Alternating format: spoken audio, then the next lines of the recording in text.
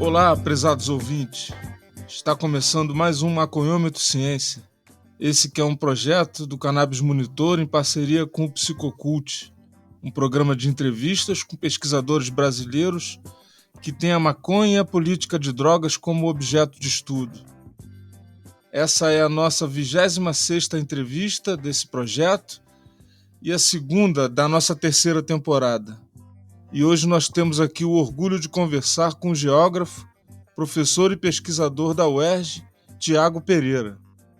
Eu sou Marcos Veríssimo, sou antropólogo, pesquisador associado ao Instituto de Estudos Comparados em Administração de Conflitos, da Universidade Federal Fluminense, e juntamente com o meu parceiro Yuri Mota, estou tocando aqui esse projeto de entrevistas com pessoas que fazem pesquisa com a maconha ou sobre a maconha e seus inúmeros atravessamentos no espaço acadêmico brasileiro, na universidade e também nos espaços de produção de conhecimento. Salve, Yuri! Bem-vindo, meu velho! Salve, salve, Veríssimo! Salve, salve, ouvintes do Maconhômetro Ciência! Meu nome é Yuri, sou bacharel em Políticas Públicas pela Universidade Federal Fluminense. Atualmente estou fazendo doutorado no programa de pós-graduação em Sociologia e Direito, também na Universidade Federal Fluminense. E assim como o Veríssimo, sou um pesquisador vinculado ao INCT-INEAC, o Instituto de Estudos Comparados em Administração de Conflitos, e ao Psicocult, que é o núcleo de pesquisa sobre psicoativos e cultura, no qual nós, aqui juntamente com o Cannabis Monitor, estabelecemos uma parceria para poder estar realizando esse programa. Bom, a proposta do projeto é justamente a gente tentar dialogar com estudiosos dos mais diversos segmentos e áreas do saber e, desse modo, tentar contribuir para uma espécie de mapeamento da produção acadêmica sobre a maconha e também sobre a política de drogas na atualidade.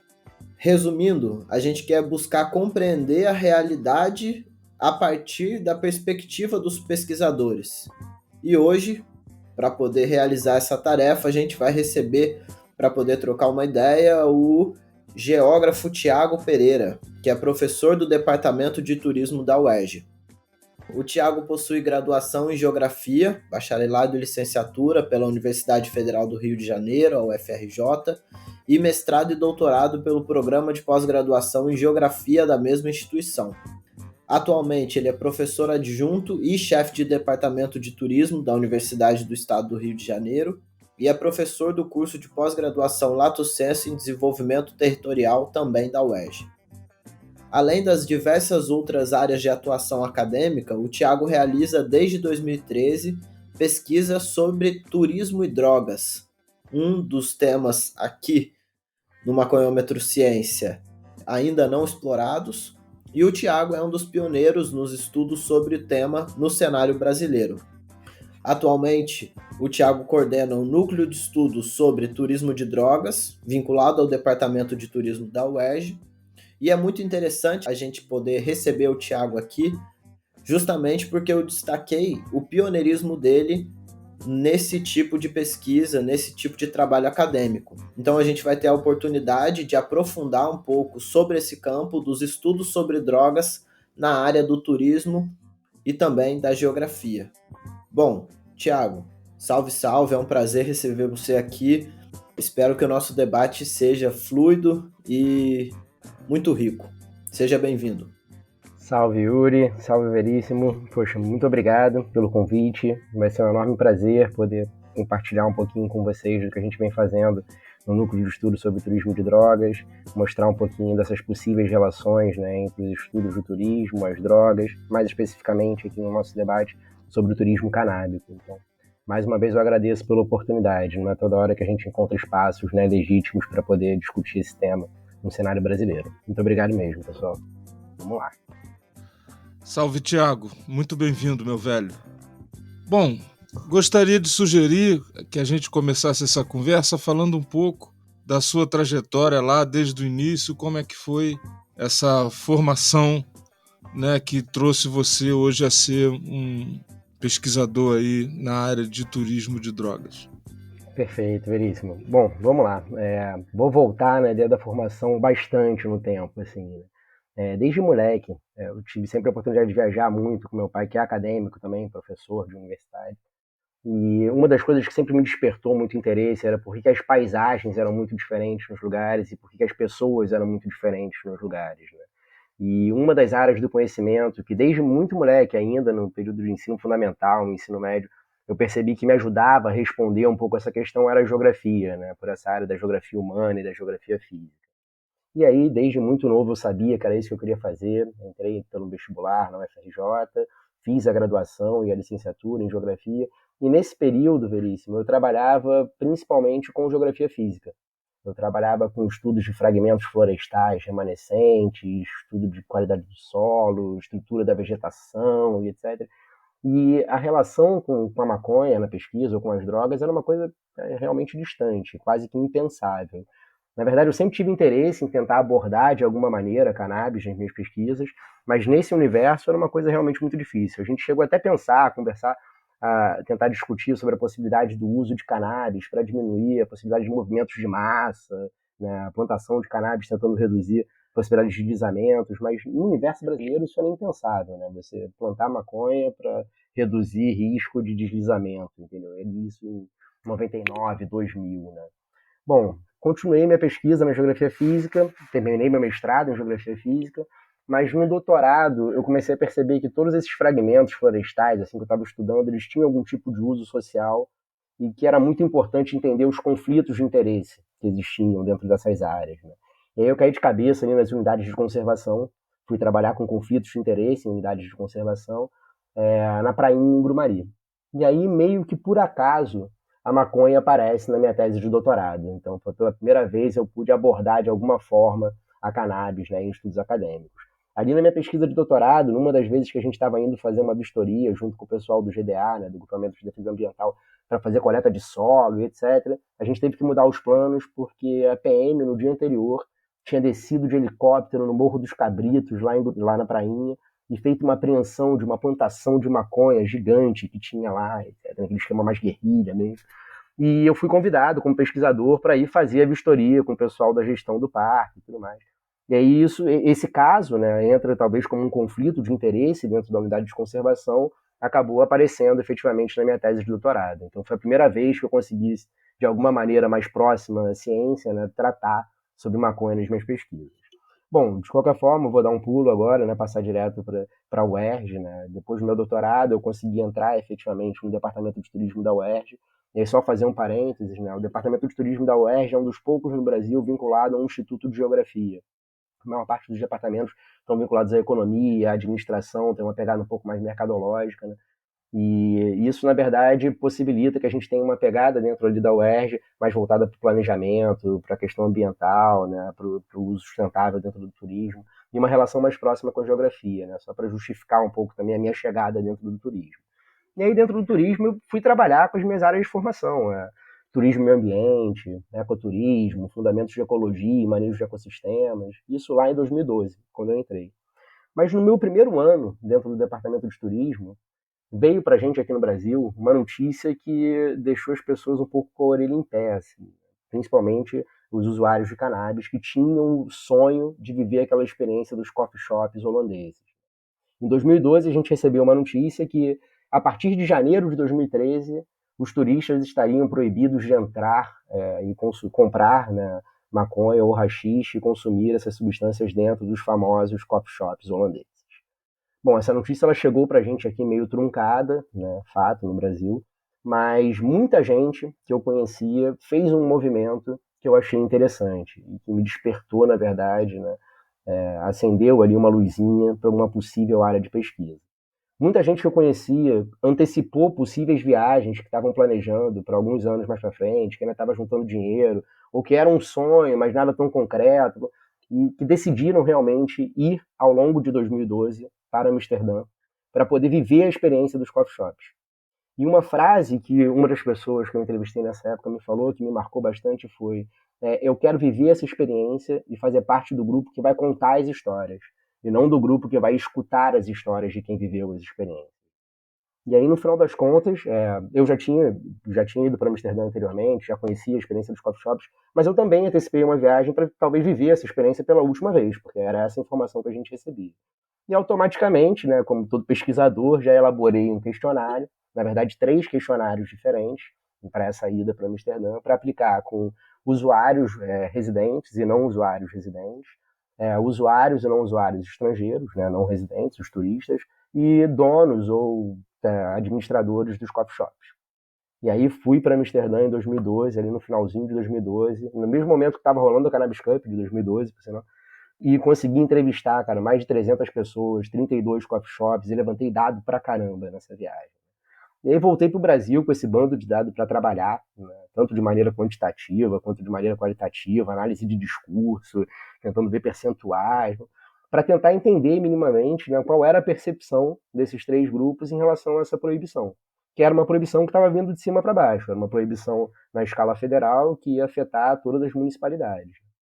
Bom, o que a gente percebeu naquele momento inicial de pesquisa é que a maior parte, tanto dos donos de coffee shop, de todos os entrevistados, dos 3 grupos, era contra essa nova legislação. E muita gente via realmente a questão do turismo canábico, e essa expressão existia já plenamente, né, consolidada em Amsterdã nesse momento. No Brasil era algo impensável se falar sobre o turismo canábico, mas lá já era um termo consolidado. Muita gente percebia a importância que isso trazia, né, para a geração de renda, para a comunidade local, para as possibilidades, na verdade, de ter um produto turístico diferenciado. Amsterdã talvez fosse o único lugar no mundo, naquele momento, onde, por mais que não seja legalizado na Holanda, né, a questão do, falando mais sobre legislação, né, a maconha e o haxixe eles não são legalizados na Holanda, eles são tolerados, né, o comércio de pequenas quantidades e a posse dessas pequenas quantidades. Era uma situação muito peculiar. Eu acho que em nenhum outro lugar do mundo, da forma como acontecia em Amsterdã, a gente poderia encontrar essa experiência. Então, muita gente era favorável a permanecer com isso, permanecer com essa possibilidade dos turistas entrarem. Mas uma coisa que pegava realmente para os residentes era a questão do controle do Estado em relação à sociedade, aos hábitos do indivíduo. Né?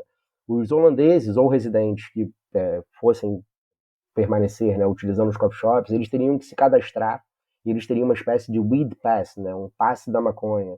Eles todas as vezes que eles entrassem nos coffee shops, eles teriam que marcar a entrada e a saída. Isso poderia ser dado, poderia ser utilizado de alguma forma contra essas pessoas no futuro, né? Então, eles só poderiam entrar num coffee shop, os coffee shops teriam um limite máximo de sócios, teria uma série de restrições também para os residentes, né? Então, esse conjunto de fatores, tanto o incômodo para os residentes, quanto a percepção de uma perda econômica real, né, com a impossibilidade dos turistas entrarem, fez com que a percepção desses atores fosse contra essa lei.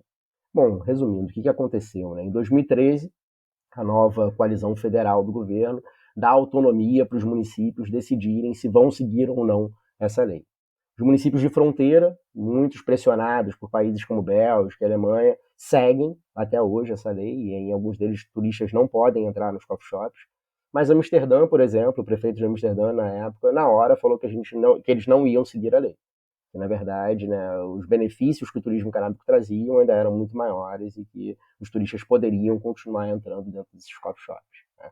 Corta, só fazer um paralelo com o momento atual. Né? A gente pode falar isso um pouquinho mais para frente na conversa, mas hoje em dia talvez Amsterdã seja o destino canábico, de turismo canábico, né, mais consolidado do mundo, mas que, na verdade, vai caminhando numa contramão em termos de crescimento ou de vontade de atrair turistas canábicos. Pelo contrário, assim, vem desestimulando a ida de turistas canábicos, tentando talvez desassociar a imagem, principalmente de Amsterdã, né, de imagem de destino de turismo canábico ou de turismo de drogas.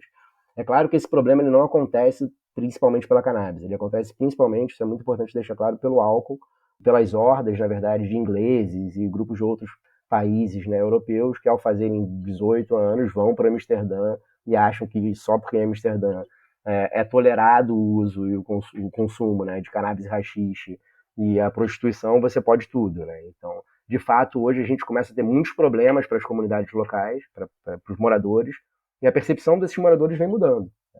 As pessoas não necessariamente percebem que o turismo de drogas hoje traz tantos benefícios. Talvez eles percebam muito mais os malefícios que estão sendo trazidos. Né? Então, esse é um detalhe importante. Quando a gente fala sobre turismo de drogas, talvez por essa postura proibicionista, né, no mundo assim que a gente vive há décadas. Muitas vezes a gente fala como se a gente estivesse querendo promover o turismo de drogas ou turismo canábico sem refletir sobre as possíveis consequências negativas, né? E não, existem sim. Em todos os processos vão existir pontos positivos e negativos, e a gente, como pesquisador, tem que refletir sobre todos eles, né? Bom, 2013, então, voltei para Amsterdã, coletei mais questionários, um pouco menos, coletei em torno de 200 questionários em 2013, e pude perceber também, buscando dados secundários, né, de números de visitantes naquele ano, que os números de visitantes aumentaram em 2012, voltaram ao normal em 2013, e a percepção que a gente teve é que acabou funcionando como uma enorme estratégia de marketing, né, naquele momento, atraindo diversos turistas canábicos em 2012, com essa possibilidade de não conhecerem mais a partir de 2013. Em 2013, quando volta tudo ao normal, essas taxas também voltam ao normal, né? Só a título de curiosidade, lá em 2012, 2013, alguns dados do governo holandês, de Amsterdã mesmo, apontavam que em torno de 16% dos turistas que visitavam Amsterdã entravam pelo menos uma vez no coffee shop. E que em torno de 10 a 11% desses turistas tinham ido para Amsterdã especificamente para conhecer um coffee shop. A gente acredita que esses percentuais são percentuais bem altos, assim, se a gente for falar do número total de turistas que frequentam no país. E isso também mostrou para a gente que o turismo canábico existia. Era uma coisa que merecia ser investigada, né? Bom, de lá para cá, a gente teve a possibilidade, só para resumir um pouquinho, a gente teve a possibilidade de investigar vários outros temas dentro do turismo canábico, né? Mas não só o turismo canábico. A gente começou a perceber que era importante falar sobre drogas de maneira geral, e entender o turismo canábico como um subsegmento dentro do turismo de drogas. Então, a gente trabalha com várias outras substâncias, né? A ideia do turismo religioso ou turismo canábico, quando a gente fala sobre a ayahuasca, por exemplo, né? Os rituais com a ayahuasca e os diversos turistas que vêm para a Amazônia brasileira ou peruana para participar desses rituais. Então, a gente discute se isso seria um turismo religioso ou um turismo de drogas. A gente percebe também a possibilidade de estudo do turismo de drogas com cocaína em alguns países da América Latina, como Colômbia e Bolívia. Existia um bar, na verdade, na Bolívia, que era o Rota 36, que era um bar que você poderia comprar cocaína muito barata e consumir essa cocaína num lugar sem maiores preocupações, apesar de ser ilegal no país, né? Uma tolerância maior, e isso era um grande atrativo para muitos turistas que estavam procurar aonde esse bar ficava, porque ele sempre mudava de lugar pela ilegalidade, então era uma das místicas também. A questão do cacto São Pedro no Peru, do peyote no México, né? A questão das drogas sintéticas nos festivais de música eletrônica. A gente também já aplicou alguns questionários com o pessoal que foi para o universo paralelo, levantando alguns dados. Então a gente foi diversificando, né? De 2013 principalmente até hoje, as possíveis temáticas dentro do turismo de drogas. A gente hoje tem algumas pesquisas já consolidadas, mas a gente vem direcionando principalmente os nossos esforços para o turismo canábico. A gente percebe que as transformações que acontecem no mundo contemporâneo em relação à maconha, né, permitem diferentes percepções e diferentes atitudes em relação à cannabis. E o turismo entraria dentro disso também. A gente começa a ter canabistas, maconheiros, usuários, como quiserem chamar, na verdade, mas que têm demandas específicas e que muitas vezes levam em consideração essas demandas quando vão escolher os seus destinos, quando vão escolher as atividades que desenvolvem esses destinos. Então, cada vez mais, na verdade, a gente começa a encontrar destinos canábicos emergentes, produtos novos, nunca antes pensados, para atender essa demanda que hoje começa a se permitir falar que existe, começa a se permitir mostrar que de fato existe, né? No Brasil ainda é um tema muito complicado, mas ao longo da nossa conversa aí, a gente vai perceber que fora do Brasil já tem gente boa trabalhando sobre isso também. Valeu, Thiago. Pô, muito massa, cara. E aí, só trazendo duas reflexões aí que sua fala me suscitou, né? Muitas, mas vou compartilhar aqui apenas duas, né? Pensando nessa construção da imagem de um lugar a partir do turismo que ela proporciona, né? Então, hoje, coincidentemente, eu tô vestindo uma camisa, né, com uma folha de maconha branca, e embaixo dela, ao invés de estar escrito maconha, tá escrito Amsterdã. Porque um amigo meu, quando foi para lá, ele fez uma visita ao coffee shop e aí lembrou de mim e me trouxe uma blusa, né, que, de certa maneira, representa a identidade do lugar. Então, fiquei pensando muito nessa construção aí da identidade, não só das pessoas, mas também do próprio espaço, né, do próprio lugar. Olha eu aqui me apoderando de categorias da geografia, que não é minha área, mas enfim, vamos lá. Estou tentando também fazer esse paralelo, né, entre as ciências sociais, a geografia. E aí eu já vou de encontro a essa pergunta. Como você faz para dialogar a geografia com a ciência do turismo e também com o campo das drogas? Né? Como é que a gente pode pensar essa relação? Você já falou um pouco das metodologias que você utiliza, né? Fez os questionários, elaborou, fez entrevistas, né? Enfim, coletou e construiu dados, mas eu acho que é interessante a gente pensar também para os nossos ouvintes, né, em especial, como se constitui o campo acadêmico do turismo envolvendo as drogas em paralelo com a geografia. Vamos lá, vamos tentar fazer Perfeito. essa interligação. Perfeito, Yuri. Bom, voltando um pouquinho, né, a gente só pode falar sobre turismo, como turismo, efetivamente, né, a partir ali da Revolução Industrial, quando mudam, na verdade, as relações de trabalho, a ideia de tempo livre, de salário, a possibilidade de deslocamentos, melhorias nos meios de comunicação, de transporte, a ideia de, entre aspas, encurtamento da distância, né? E aí, nesse momento, ali, pós-Revolução Industrial, surge o que a gente chama de turismo, propriamente dito. Bom, os primeiros estudos de turismo não acontecem dentro dos departamentos de turismo ou dentro do que se trata, né, como os estudos de turismo. Eles acontecem dentro da geografia, principalmente porque eles se dão no espaço. A gente está falando sobre deslocamentos, né, no espaço geográfico que vão influenciar nos territórios, na construção dos lugares ou dos não lugares, na ideia dos sentimentos de pertencimento e de identidade dessas comunidades, vai influenciar diretamente nas construções das paisagens, né, essas paisagens que são tanto apropriadas dentro do turismo e transformadas como recursos, então utilizadas dentro da atividade turística. Então, o que a gente vai percebendo é que boa parte, né, dos conceitos chaves da geografia, como esses que eu acabei de citar, eles também são conceitos chaves dentro do turismo. E muito porque a história do turismo traz os primeiros estudos dentro da geografia. Né? Então, é fato que o diálogo entre essas duas áreas é fundamental. Entender os deslocamentos e entender como esses deslocamentos se refletem no espaço, gerando territórios, etc., é um diálogo interessante entre turismo e geografia. Como é que as drogas podem entrar dentro desse problema, dentro dessa questão?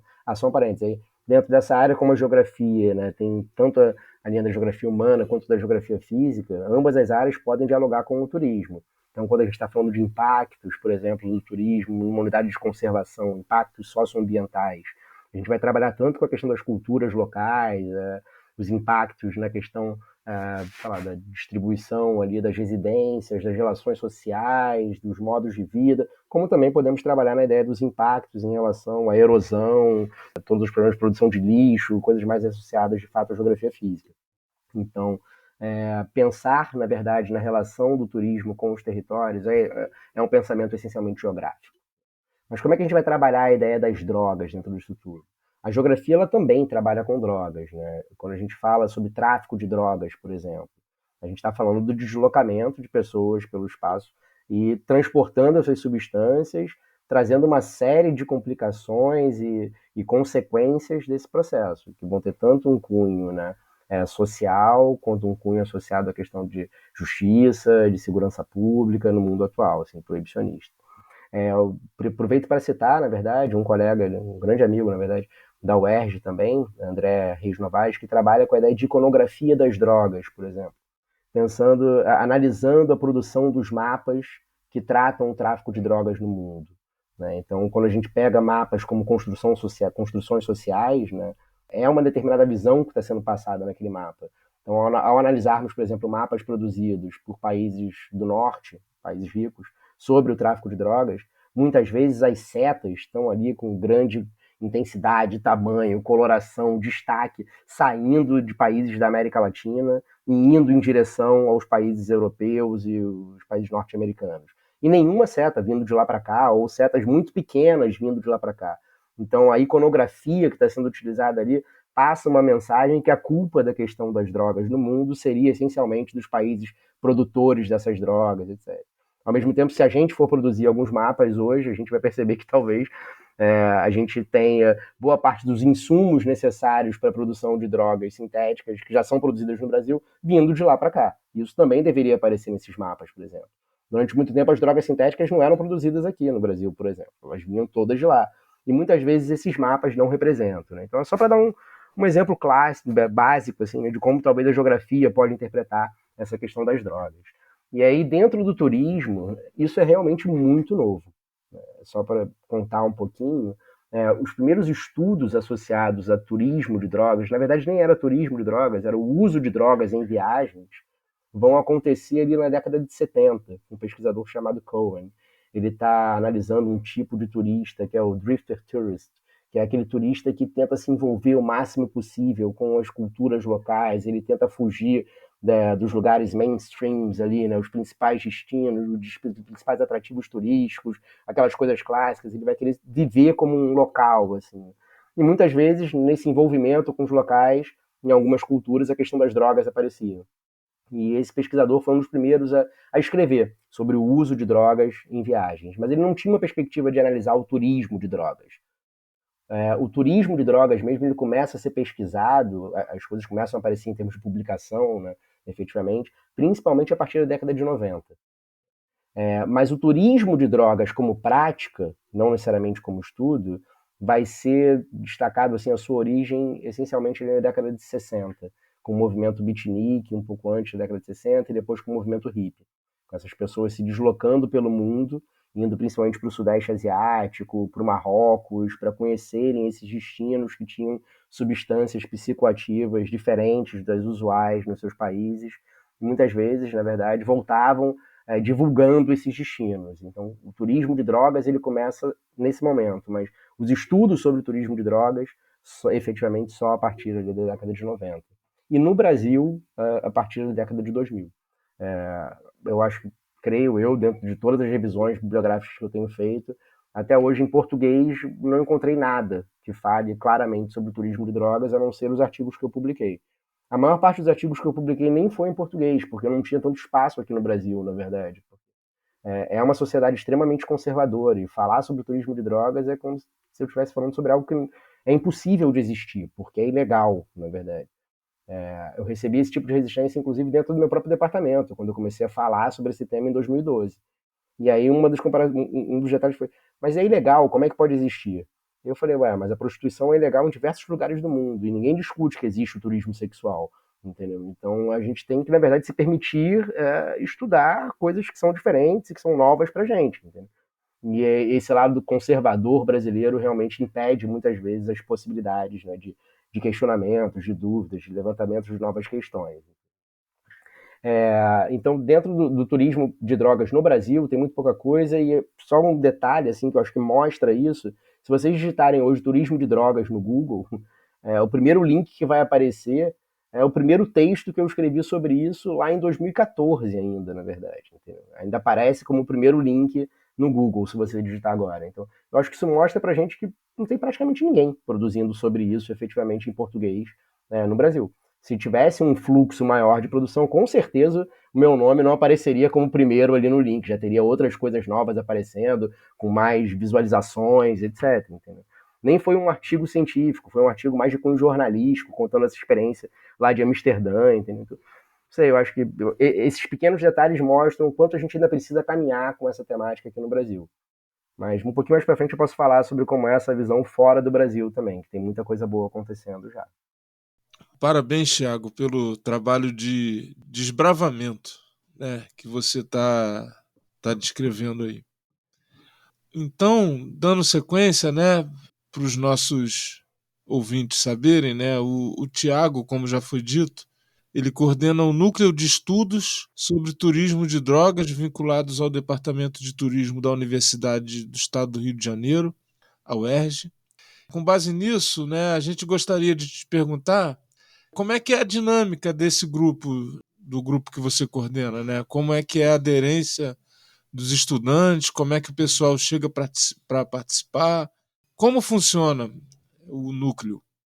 Bom, bacana essa pergunta, Veríssimo. Então, o NETUD, né, o Núcleo de Estudo sobre Turismo de Drogas, ele começa de uma maneira muito orgânica em 2013, 2014, e eu acho que muito por esse fator, né, de não termos outros pesquisadores trabalhando com turismo de drogas no Brasil hoje, o núcleo é composto principalmente por alunos de graduação, né? Então, eu coordeno esse núcleo. A gente tem 7 docentes envolvidos atualmente, discentes, desculpa, envolvidos, e um desses discentes bolsista de iniciação científica do CNPq, os outros como voluntários, né? As nossas dinâmicas de trabalho são dinâmicas de trabalho básicas assim, de um laboratório. A gente tem reuniões semanais, a gente define os temas, a gente faz jornadas de leituras de diversos artigos em termos de revisão bibliográfica, a gente faz apresentações internas para discutir esses artigos, a gente participa de diversos eventos para aplicar questionários, como, por exemplo, a Pot in Rio, é um grande momento ali de coleta de dados para a gente. A Marcha da Maconha do Rio de Janeiro também é um momento que a gente aproveita para coletar algumas informações. Depois de posse desses dados, a gente vai trabalhar esses dados de maneira quantitativa, vamos produzir vários gráficos, tabelas, etc., tentando entender um pouquinho, por exemplo, o percentual de entrevistados que são turistas, o percentual desses turistas que vieram para o evento, vieram para o Rio especificamente para o evento. Uma outra pergunta que a gente costuma fazer ali é sobre o destino dos sonhos, né? O destino canábico dos sonhos, para tentar entender um pouquinho aquilo que ele falou lá atrás, né? Da imagem do destino turístico. E aí, só um parênteses, é muito interessante como esses dados vão mudando ao longo dos anos, né? A gente começou a coleta de dados na Pot in Rio em 2018. De lá para cá, a gente já aplicou questionários em todas as edições, né? E aí, lá atrás, aparecia basicamente Amsterdã como o destino dos sonhos. Assim, quase ninguém conhecia outros destinos. E hoje em dia, a gente já começa levantando dados, percebendo ali Colorado como um destino que aparece bastante, a Califórnia, Marrocos começou a aparecer também, na realidade, e o Uruguai, né? O Uruguai, principalmente pelo papel da Expo Cannabis, ele aparece assim, como talvez hoje, para o brasileiro, logo depois de Amsterdã, o principal destino de turismo canábico do mundo, né? Então a gente vai conseguindo levantar alguns dados bem interessantes para trabalhar quantitativamente, mas também a gente faz algumas perguntas mais abertas, né, para tentar entender um pouco a percepção desses entrevistados e trabalhar de maneira quantitativa com base em análise de discurso, né. A gente tem começado a tentar trabalhar também agora com novas formas de linguagem, tentar trabalhar com vídeos também. A gente tem vários alunos. Eu sou de uma geração que não necessariamente domina tanto essas técnicas, tecnologias, me esforço, eu acho que a gente tem que correr atrás, mas eu tenho dentro desse grupo, né, do Netude, alunos que mandam super bem ali com essas novas plataformas e possibilidades. Então a gente também tem que, eu acho que, na ideia da divulgação, né, da comunicação científica, a gente tem que, de alguma maneira, buscar também utilizar essas novas ferramentas. Então a gente também está tentando usar novas formas de linguagem e, além disso, as formas clássicas, produção de artigos, participação em eventos científicos, organização de eventos e assim por diante, né? No Netude a gente tem 3 projetos, na verdade, atualmente. Nesses 3 projetos, né, a gente tem o turismo de drogas como desafios e potencialidades no mundo contemporâneo. Foi o primeiro projetão assim, que a gente começou a desenvolver desde lá de trás. É nesse projeto que a gente se permite, né, trabalhar com as diversas substâncias que a gente comentou lá atrás, falar sobre ayahuasca, falar sobre peiote, cacto São Pedro, cogumelos, cocaína, drogas sintéticas, álcool. É interessante fazer essa observação aqui, né? O enoturismo e o turismo cervejeiro, que tem, né, um destaque imenso como segmentos turísticos hoje, não são nada mais nada menos do que turismo de drogas, é fato. Mas pela associação pejorativa, né, esse termo drogas, esses 2 segmentos têm uma resistência imensa em serem classificados como turismo de drogas, né? A gente sabe que esse termo drogas ele traz junto dele uma conotação muito negativa nas sociedades, no mundo contemporâneo. Então, associar o turismo cervejeiro e o enoturismo ao turismo de drogas, para eles, se transforma em prejuízo, na verdade. Mas na prática, na nossa compreensão, não é nada mais, nada menos do que o turismo de drogas. A gente está falando de uma substância que altera o funcionamento do organismo ou a percepção. São drogas, fato. Entendeu? E por que não também incluir dentro desse bojo maior que é o turismo de drogas? A gente vem tentando também, dentro desse projeto, justamente trabalhar na construção de reflexões teórico-conceituais. Assim. Como é um tema novo, a gente ainda está engatinhando no sentido de definir conceitos, definir metodologias, né? Tentar construir ali um arcabouço teórico-conceitual que sirva para futuras pesquisas. Então, é nesse projeto que a gente se permite fazer isso. Um outro projeto que a gente desenvolve também dentro do Netude é o turismo de drogas na Holanda, o papel e a percepção dos turistas brasileiros, que tem a ver com aquela pesquisa que eu comentei dos questionários, mas que de lá para cá A gente não aplicou mais questionários depois de 2013, mas a gente vem coletando dados secundários constantemente, tentando atualizar como é que está funcionando, né, o turismo canábico ali na Holanda. E principalmente essa relação dos brasileiros com esse destino. E a gente vem percebendo, como eu comentei lá atrás também, um grande movimento de retrocesso na questão do estímulo ao turismo canábico. Né? Pelo contrário, a gente tem diversas propagandas, de estratégias de marketing hoje desenvolvidas na Holanda que defendem a ideia de que se você quer o turismo sexual ou o turismo de drogas, simplesmente não vá. Né? Eles estão sendo muito claros, assim, a gente não quer esse tipo de turista aqui.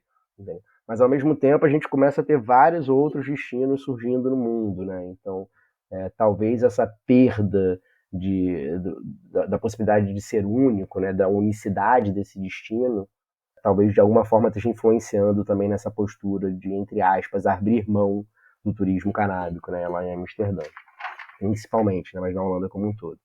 E o terceiro grande projeto assim, maior que a gente tem é o turismo de drogas, o desenvolvimento do turismo canábico no Brasil e no mundo. E esse é o que a gente mais tem dedicado esforços atualmente. Né? Como eu falei lá atrás, as mudanças no mundo contemporâneo sobre as regulações em relação a cannabis em diversos lugares, países, regiões, etc. no mundo, permitem, então, novas abordagens e permitem também o surgimento de novos destinos. Né? Então, é nesse projeto que a gente tem o bolsista de iniciação científica, com bolsa do CNPq. É nesse projeto que a gente vem tentando criar algumas categorias de análise para esses destinos de turismo canábico, pensar em destinos que já são consolidados, como, por exemplo, Amsterdã. A gente colocaria o Colorado hoje também como um destino já consolidado, como destinos emergentes, como Nova York, né, que acabou, na verdade, de permitir o uso recreativo. Eu tive a oportunidade de ir para Nova York em dezembro. Talvez seja a cidade mais maconheira do mundo atualmente. Assim, você anda por Manhattan, é cheiro de maconha em todos os lugares. Em todos os lugares. Você pode fumar em todos os lugares que se pode fumar tabaco. Você compra em milhões de lojas, que são as smoke shops, espalhadas uma do lado da outra. É claro que quando você sai de Manhattan, esse número de lojas ele também vai diminuindo, o que traz para a gente uma evidência real assim, de como o turismo está influenciando na distribuição geográfica, né, desses estabelecimentos. Essa relação ela existe. Então, Nova York, um dos principais destinos emergentes, assim como o destino do turismo canábico. A gente classifica também alguns como destinos potenciais. O Brasil é um destino potencial assim, incrível, na realidade. Entendeu? Os potenciais são principalmente aqueles que ainda não têm uma questão associada à legislação bem resolvida em relação ao uso e ao comércio da cannabis, né? Mas que com alguma mudança teria um potencial imenso. E a gente ainda classifica mais dois tipos, né? Que um é o turismo canábico de base comunitária, que eu acho que é o exemplo ali do Marrocos, nas montanhas do Marrocos, né?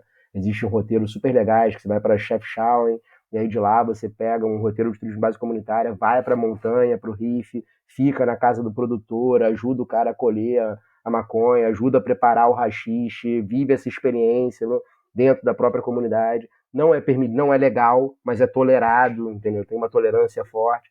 E aí eu acho que é um dos melhores exemplos de turismo de base comunitária canábico, né? E, por fim, o turismo canábico ilegal e tolerado, ou tolerado.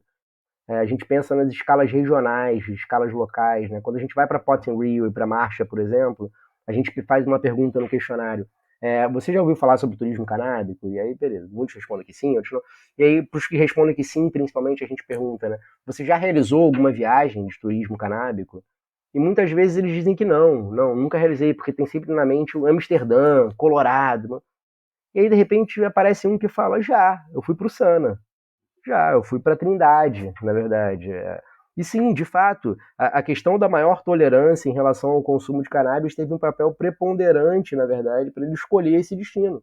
Então, sim, a maconha influenciou na viagem dele. De certa forma, ele está funcionando como um turista canábico. E esses destinos, eles já são destinos de turismo canábico, mesmo que ilegais. Existe uma tolerância maior. Né? O Dennis Burgman, quando ele faz aquele livro Fim da Guerra, um livro antigo, na verdade, mas uma referência interessante, assim, ele apresenta ali uma discussão sobre leis e sistemas, que é muito bacana, né? As leis estão aí, é o que está escrito no papel. Mas os sistemas são como as sociedades efetivamente aplicam essas leis. Então pode estar escrito no papel que é proibido, mas se aquela sociedade acha que aquele determinado comportamento é ok, é tolerado, não interessa se está escrito no papel. Naquele universo vai ser tolerado. Então, ir para a ilha de Poipeba, a gente tem diversos destinos, né, em escala regional. Então, se eu vou fazer essas perguntas lá na Bahia, vão aparecer vários destinos na equivalência do Sana, de Lumiar, de Trindade, lá na Bahia, na verdade. Entendeu? Então, é isso. A gente hoje já tem turismo canábico no Brasil. As pessoas só não permitem aceitar que ele existe ou não se permitem perceber, né, com outros olhares algo que já acontece. Talvez muito pelo conservadorismo, né, no Brasil. E por fim, assim, falando um pouquinho sobre essa questão do Netude, né, a gente tem feito coletas tanto na Pots and Rio quanto na Marcha, e a gente acredita já, com os dados que a gente tem, que esses dois eventos são exemplos concretos também de turismo canábico no Brasil. A gente tem uma série de pessoas que vêm para o Rio de Janeiro, única e exclusivamente, né, para participar desses eventos. Tanto no quesito expositores, quanto no quesito público de maneira geral. E muitos deles, uma outra pergunta que a gente aplica no questionário também é se eles estendem essa viagem, né, além dos dias do evento. E a média de permanência no Rio é de 3 a 5 dias. Né? Então a gente poderia talvez associar também a questão dos eventos canábicos com uma possibilidade de geração de renda para outros segmentos turísticos, né? Uma possibilidade de geração de renda para a cidade como um todo, e não só vinculada efetivamente ao evento. Né? Uma iniciativa bacana que foi desenvolvida agora também pela Brás Esperança, lá na Paraíba, o Museu da Cannabis do Brasil, o primeiro Museu da Cannabis do Brasil. Ele passa a ter um papel importante também no turismo canábico brasileiro. Né? Então acho que é um pouco isso, tentar perceber as coisas que já existem no Brasil, tentar levantar dados sobre isso, tentar tratar esses dados e tentar comunicar essas informações de maneira clara para a sociedade civil de maneira geral. Acho que não adianta muita coisa também a gente pesquisar isso tudo e continuar falando sempre para nós mesmos, né, para os nossos pares, dentro de artigos científicos, em congressos, etc., quando na verdade o que a gente está produzindo aqui pode ser interessante para a sociedade civil também, de maneira geral, para o senso comum. Então, obrigado pela essa oportunidade de talvez comunicar um pouquinho, né, do que a gente vem fazendo dentro do Netude. Pô, a gente que agradece, Thiago. O papo tá muito bom, cara. Enfim, muito interessante conhecer um pouco mais e pensar nas nossas próprias práticas, né? Fiquei pensando muito sobre o que você falou agora há pouco, dessa questão do turismo sobre drogas, né? Ser o turismo de drogas, no caso, ser moralmente condenado, né? Então a gente pode comparar aí com o circuito cervejeiro, e aí isso, né, é aceito pela sociedade, enfim. E aí você tem outro tipo de turismo que envolve outra droga, né? Em sua grande maioria colocada na ilicitude, que é moralmente condenado. Bom, outra coisa que eu fiquei pensando também, principalmente pensando, né, refletindo sobre as minhas participações na Marcha da Maconha, e que muitas vezes vou também com um olhar de pesquisador, não fazendo entrevistas, né, mas tentando exercitar a minha observação. E eu sempre observo que tem alguns turistas, e aí quando a gente consegue notar isso, são pessoas de outros países, por exemplo, né, que estão presentes na marcha. E eu nunca, né, sempre pensei isso, mas nunca cheguei a decifrar se são pessoas que estavam passando pela orla de Ipanema e simplesmente se depararam com uma marcha a favor da maconha, né, com pessoas fumando e tudo mais, ou se essas pessoas realmente vieram para esse evento em específico, né? Ou estavam no Rio, ficaram sabendo e decidiram participar. E aí saber isso, né, investigar isso de maneira mais profunda é muito interessante. E, de certo modo, né, pensando aí em uma escala regional, quando a gente vai, bom, eu saio de Niterói, o Veríssimo sai de São Gonçalo. A gente está fazendo um deslocamento intermunicipal para poder ir especificamente para a marcha. A gente está gastando o nosso dinheiro ali, a gente está, enfim, vivendo as relações sociais do Rio de Janeiro, né? A gente está participando daquele ambiente. E aí isso é muito interessante. Né? E a última coisa que eu fiquei pensando também, para não me alongar, é que o Veríssimo, na tese dele, fala sobre a diferença entre a Marcha do Rio e a Marcha de Buenos Aires. É um dos tópicos que ele trata, né? Nessa diferença entre a cultura canábica desses dois lugares. E ele fala muito sobre a carnavalização da Marcha do Rio, que é algo que chama muita atenção, porque eu sempre fico observando também que se tiver qualquer alteração na legislação, cara, isso é um evento anual, já é, né? Mas assim, com um potencial muito maior, né? Com a quantidade de pessoas e tudo mais, a gente vê que é um evento que vai além, né, do protesto, por exemplo. Uma celebração carnavalizada. E aí eu acho que isso tem um peso porque confere uma identidade carioca à marcha, né? Mas enfim, me alongando aqui, reflexões a mil, o papo tá muito maneiro. E já que a gente está falando no Rio de Janeiro, você está aí organizando um evento que vai acontecer na Universidade do Estado do Rio de Janeiro, a UERJ, em julho, que é o primeiro seminário sobre maconha no Brasil contemporâneo. Reflexões, desafios e possibilidades para além da cannabis medicinal. Você poderia falar um pouco mais para a gente sobre essa iniciativa, o que vocês estão propondo com a organização do evento e o que o público em geral vai encontrar por lá? Poxa, bacana, Yuri, você comentar sobre o seminário. Obrigado mesmo pela oportunidade aqui de divulgar o evento. Na realidade, parte um pouco ali das nossas pesquisas em relação a eventos canábicos, né, no Brasil. A gente fez um levantamento sobre os eventos que aconteceram em 2022 associados à maconha, para tentar entender essa relação de turismo acadêmico com os workshops, cursos de cultivo, workshops associados a cannabis medicinal. E a gente percebeu que foram mais de 50 eventos no Brasil em 2022. Quase a maior parte deles com inscrição paga e 99,9% discutindo cannabis medicinal. Foram pouquíssimos eventos em 2022 que se permitiram discutir outras possibilidades além da maconha medicinal, como, por exemplo, o uso recreativo. Então, percebendo essa realidade e percebendo a necessidade da construção de um fórum legítimo, né, para que outras questões associadas à cannabis pudessem ser discutidas, sem preconceito, né, sem uma visão pejorativa sobre a temática, a gente decidiu então abrir espaço para diferentes atores do universo canábico brasileiro que estão aí de fato transformando o cenário brasileiro e que não necessariamente têm lugar para expor as suas ideias, tem um espaço onde possa, um espaço legítimo para a discussão e para o debate. Parece que hoje a única coisa que é possível no Brasil em relação à maconha tranquilamente hoje é se discutir a maconha medicinal. Eu acho que está na hora da gente dar um passo além também. Se a gente for observar quase todos os lugares no mundo, né, que a gente tem hoje o uso recreativo permitido, regulado, em quase todos, ou na grande maioria, os primeiros passos foram dados com a maconha medicinal, sem dúvida nenhuma. E isso vem acontecendo no Brasil. A mudança da percepção da sociedade brasileira está acontecendo. Uma coisa que eu costumo comentar é que em 2012, quando eu comecei meus estudos sobre turismo de drogas, nas palestras que eu fazia no Brasil, eu me policiava ao falar maconha, a palavra maconha. Eu me sentia como se eu estivesse cometendo um crime só em falar a palavra maconha, em 2012. De 2012 para cá, muita coisa aconteceu no Brasil. E hoje eu consigo falar tranquilamente esse termo, tanto que foi uma opção, realmente, chamar o seminário de primeiro seminário sobre maconha no Brasil contemporâneo, e não o primeiro seminário sobre cannabis no Brasil contemporâneo. A ideia não é dourar a pílula, a gente está falando sobre maconha, realmente.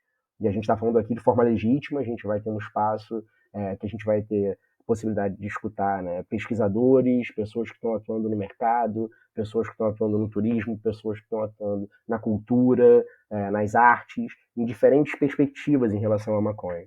Então a proposta foi principalmente essa, Yuri, trazer a universidade, porque eu acho que é um fórum legítimo, é um espaço de discussão, é um espaço onde a gente pode se permitir realmente trazer novos questionamentos, né, novas possibilidades, e abrir as portas da universidade para esses diferentes atores.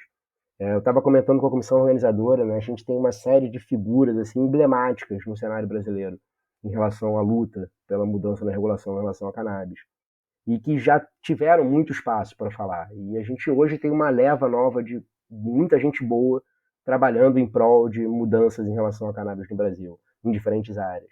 Então a ideia desse evento foi um pouco isso também, né? Tentar dar o espaço para que essas pessoas possam mostrar os trabalhos delas. E, além disso, para que a gente possa se conhecer e a gente possa trocar e a gente possa construir alguma coisa junto, né? Então, a gente está organizando esse evento na UERJ, no dia 11 de julho. É um evento de um dia inteiro, não vai ser um evento cansativo, né? Mas as temáticas vão ser super bacanas, na verdade. A gente vai ter uma primeira mesa mais relacionada à questão de legislação e reparação de danos, que a gente acredita que é um tema fundamental para se discutir legalização da maconha no Brasil, né?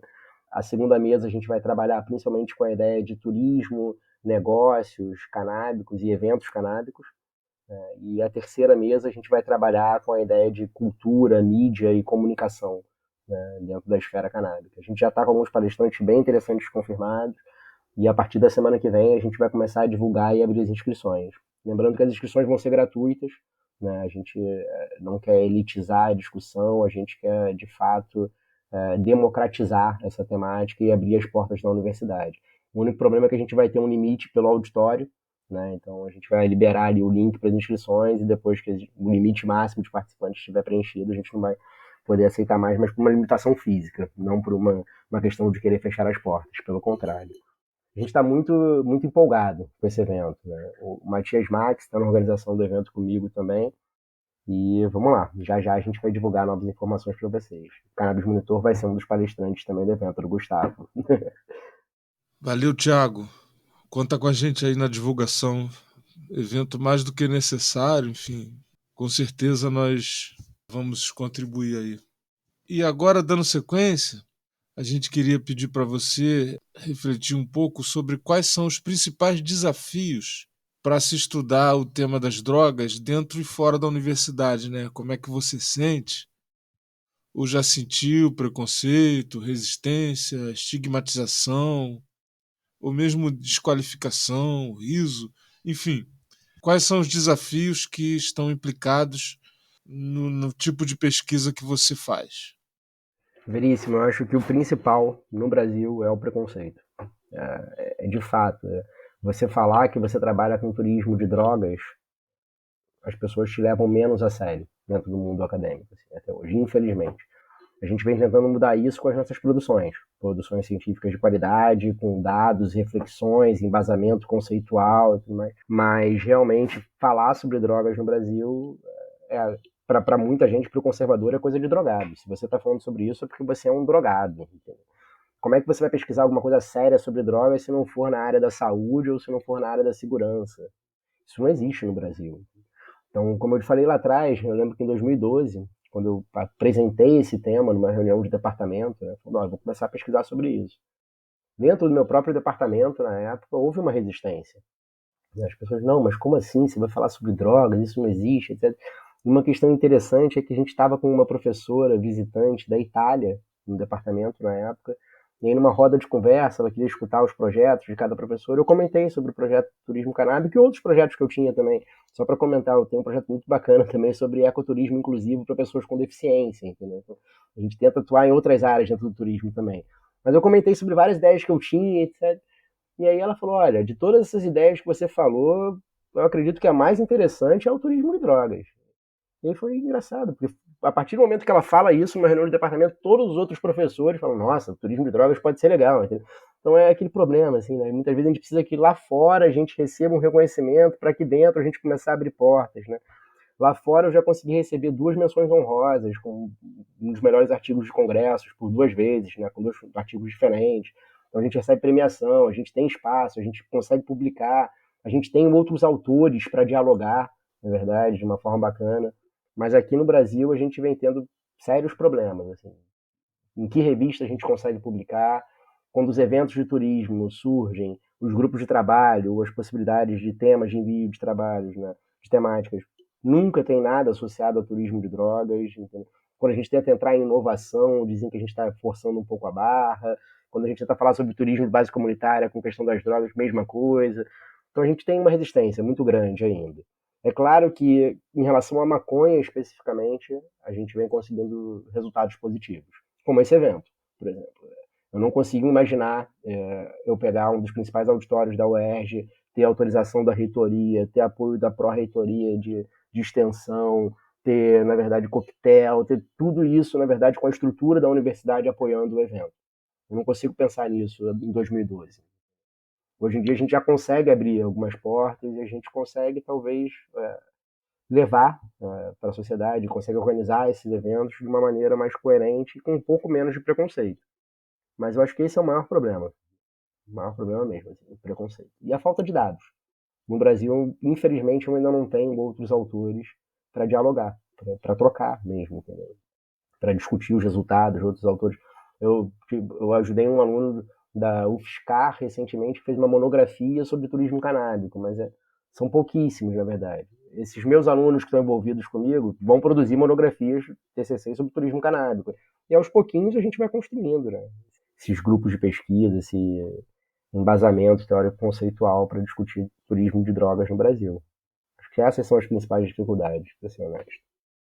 Valeu demais, Thiago. Considerando que a gente está aí com quase 1 hora de conversa e o papo tá passando muito rápido, enfim, tá tão interessante que a gente não tá nem vendo, eu vou sintetizar e tentar compilar as últimas 2 perguntas aqui. Queria te perguntar quais são as suas referências nessa temática.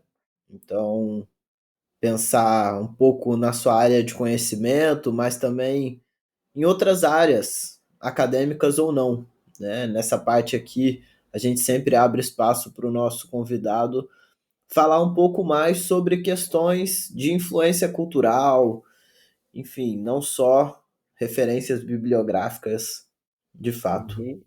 Enfim, então Bom, coisas que te inspiraram a pesquisar sobre isso, né? E sim. também a gente queria pedir para você dicas e sugestões que você daria para quem está ouvindo e se interessa pelo campo da pesquisa e que tem, né, alguma aptidão com esse tema. Então, essas 2 perguntas, né? Quais são suas referências na temática e na vida e sugestões para aspirantes a pesquisadores. Perfeito, Yuri. Bom, eu vou voltar lá para minha adolescência ainda, né, em termos de primeiras influências assim, literárias sobre a temática, né? Um dos primeiros livros que eu li na minha vida sobre que tratava a questão das drogas de uma forma que me influenciou no interesse para pesquisar a temática foi A Erva do Diabo, Carlos Castaneda.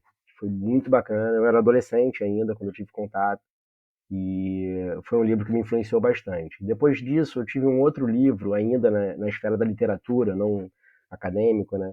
Que é um livro do Ken Kesey, que se chama O Teste do Ácido do Refresco Elétrico. Também é um livro bem bacana que conta um pouco ali do surgimento do movimento hippie, do movimento de contracultura, né, da questão da utilização do LSD e de outras substâncias, né, mudança de percepção, ali nos Estados Unidos da década de 60, na verdade. Um livro bem interessante também. Então, são 2 livros lá da época ainda de moleque que influenciaram um pouco a minha percepção sobre a temática, né. Ainda, né, numa esfera um pouco mais ampla, assim, não tão aprofundada, tem um livro que eu acho que é bem legal para sugerir para as pessoas terem um primeiro contato assim, com a questão das drogas, que é um livro do Tarso Araújo, que é o Almanaque das Drogas. Acho que é um livro bem didático, um livro com uma linguagem bem simples, assim, eu acho que para quem tiver algum interesse pode ser uma primeira referência interessante. Nessa mesma linha, sobre a maconha especificamente, né, tem O Fim da Guerra, do Dennis Goodman, que eu acho que é um livro também com uma linguagem bem acessível, assim, com exemplos bem interessantes. Ele já está um pouco desatualizado, é um livro lá de 2011, muita coisa mudou nos lugares que ele abordou no livro, mas eu acho que é um livro legal também para dar uma primeira, né, visão sobre drogas. Indo mais para a área acadêmica, tem um livro bem interessante que é Drogas, Políticas Públicas e Consumidores. É um livro organizado pela Beatriz Labate, pelo Frederico Policarpo, pela Sandra Goulart e pelo Pablo Rosa. Trabalho mais na esfera das ciências sociais e do serviço social, a questão das drogas. É bem interessante mesmo. E tem um livro também de uma professora da UERJ, que já veio falar aqui com vocês, se eu não me engano, do GPED, que é a Maria de Lourdes da Silva. Um livro dela muito bacana, que é Drogas da Medicina, Repressão Policial, a cidade do Rio de Janeiro entre 1921 e 1945. Ela traça um retrato bem interessante, né, dos primórdios ali, das leis proibicionistas do século XX, né, no Rio de Janeiro, e mostrando um pouquinho como talvez a nossa problemática atual tenha sido originada, né, há um tempo atrás. É bem bacana. Tem um outro livro também na esfera da maconha que é interessante, é um livro do professor Jean-Marcel Carvalho França, que é a História da Maconha no Brasil. Também é um livrinho pequenininho, um livrinho rápido, gostoso de ler, e que traz um panorama bem bacana, assim, desde a chegada da maconha no Brasil até o mundo contemporâneo. Tem algumas figuras que eu acho interessantes, não necessariamente a produção, eu não vou citar nenhum texto específico, mas figuras mesmo, personalidades que eu acho bacana comentar, né, que o falecido doutor Elisaldo Carlini. Eu acho que ele tem um papel importantíssimo no Brasil, e qualquer pessoa que vai discutir sobre maconha no Brasil, seja qual for a área, deveria conhecer essa figura de alguma forma. E também o Siddhartha Ribeiro. Eu acho que o Siddhartha hoje é um dos caras que tem um dos maiores papéis, assim, desmistificar um pouco, né, a questão da cannabis e mostrar outras possibilidades de abordagem. Fora, né, aqueles dados mais quantitativos, talvez, que a gente consegue em diversas plataformas, como, por exemplo, a Plataforma Brasileira de Política de Drogas, que eu acho que é importante citar, tem um trabalho super bacana.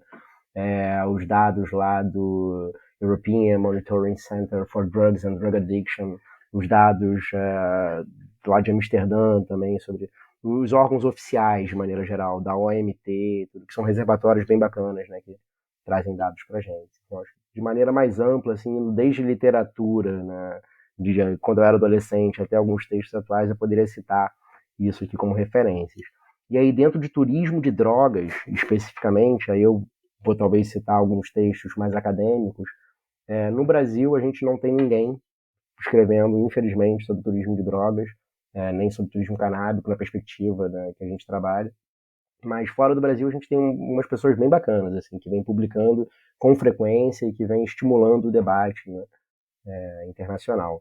Então, a gente tem esses autores, que é o Aniv Belhausen, Carla Santos e Nathan Urieli, que costumam publicar juntos, e eles publicam textos mais ou menos na linha como o uso de cannabis no turismo, uma perspectiva sociológica, turistas, drogas e as experiências turísticas, drugs and risk-taking in tourism, né, tomada de risco, né, dentro do turismo de drogas. Tem um outro autor, que é o Michael Winkelmann, que discute essa questão da ayahuasca na Amazônia. Ele vai trabalhar exatamente sobre a questão se a gente está falando sobre turismo de drogas ou cura espiritual, que é uma discussão super interessante também. E um último autor que eu gosto de citar, que é o Hoffman, que trabalha um pouco com a história do turismo de drogas. Então é uma referência interessante para entender quando surgiram os primeiros estudos, quem foram os primeiros turistas de drogas, as principais temáticas abordadas, etc. Nessa linha, Veríssimo, eu estou produzindo agora, na verdade, para ser enviado, um artigo justamente sobre revisão bibliográfica sobre autores que trabalharam com turismo de drogas. Então, eu consegui achar pelo menos uns 60 autores, né, que de alguma maneira trabalharam turismo e drogas. Assim que ele estiver na praça, eu divulgo ele para vocês também. Né?